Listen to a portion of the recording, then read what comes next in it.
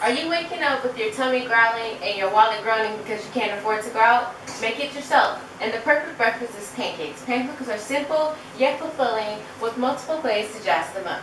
Well, first things first, you want to wash your hands and clean up your area and get the ingredients that you'll need. Okay? To make the pancake, the steps are simple. Mix, pour, and flip. So first things first, we would mix. We would mix 1 cup of pancake mix, 3/4 cup of water, and 1 egg. But for me, I've already put them into the bowl right here, and you would start to begin to mix them.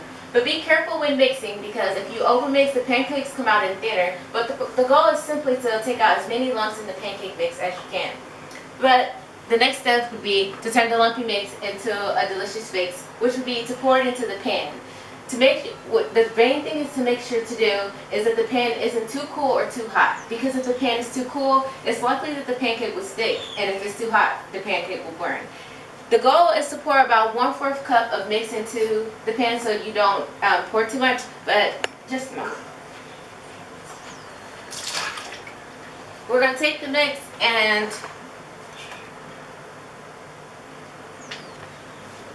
1/4 cup of mix is not that much, so it's probably about this much, as you can see.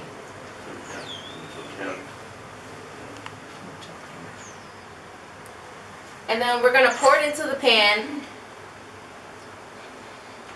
You should it's best to begin to heat the pan up ahead of time, and you'll begin to let that one side cook. You usually heat the pan on medium high, and it usually takes about 1 minute for the one side of the pancake to cook. As I told you before, there's multiple ways to jazz it up with ingredients like fruits, cinnamons, brown sugar, and even chocolate. The best way to do it is to properly put the ingredients in one by one as you're making the pancakes, because if you put all the ingredients in the one bowl together, if you have a person who doesn't like that specific ingredient, it's likely that they're not going to like that pancake. So when you make that one pancake, you can take which ingredients you like the cinnamon or the fruits, and you can make it. Well, the best way, what we have to do first is we have to wait for the one side of the pancake to cook. And when you look at the pancake, the best way to see if that one side is done is if the bottom begins to brown, and also bubbles will start to come up. So the best thing we have to do at this point is we're gonna have to wait for that one side to cook.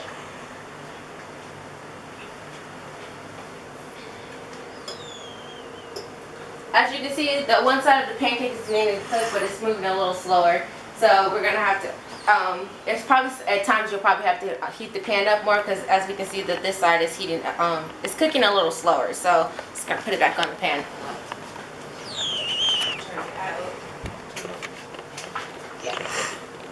So at this point we have to wait, and the best way to help you is when that one side is cooking is to probably move all the extra ingredients out the way that you don't need at this time. Because we had to put the oil on the pan so the pancakes would get stick, we don't need this any longer, so we can probably put these ingredients up.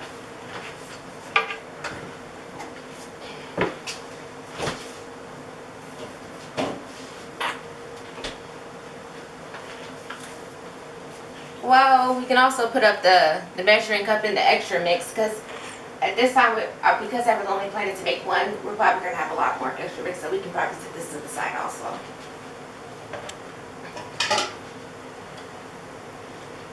As I told you before about the pancake, as it's cooking, the bubbles start to come to the top, and this is a sign to let you know that the pancake is ready.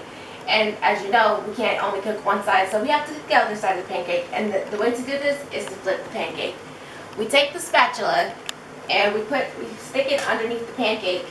It's probably going to be a little harder depending on the size of the pancake, but if you can't stick the spatula underneath the pancake, that's a sign to you that the pancake is probably not ready.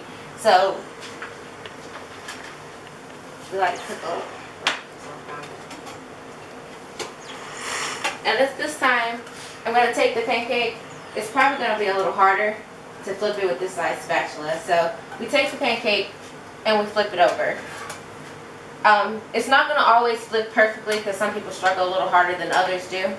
And we're going to let this side cook too. So we're going to let this side cook the same amount of time as the other side, about 1 minute.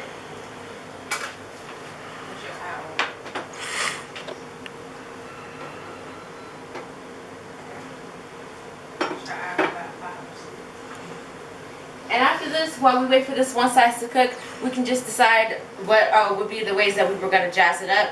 And my way of doing was planning to jazz it up was simply with some syrup and with some chocolate. So when this one side is done, we will be finished. And here, let's check this out.